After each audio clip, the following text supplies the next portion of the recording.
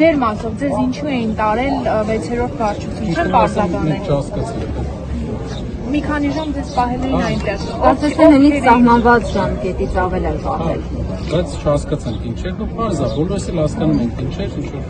էմոցիոնալ փոխումների արդյունք։ Մերսի, շարունակությունը բանկանեմ։ Շարունակությունը հետո քաղաքական հետ, միջամտություն, ինչ կասեք, ինչով եք բացատրում այս գործողությունները, Սամվել Կարապետյանի նկատմամբ։ Մենք հերթականությունը կարենք բոլորս նայենք, տեսնենք, որ տեղի ունեցել հայտարարություն Սամվել Կարապետյանի, որից հետո հայտնի վիդեոներ, որից հետո հայտնի հրապարակումներ ու հայտարարություններ։ Ամբողջը տեղի ունեցել հանրության աչքի առաջ ու մենք բոլորս կարող ենք տեսնել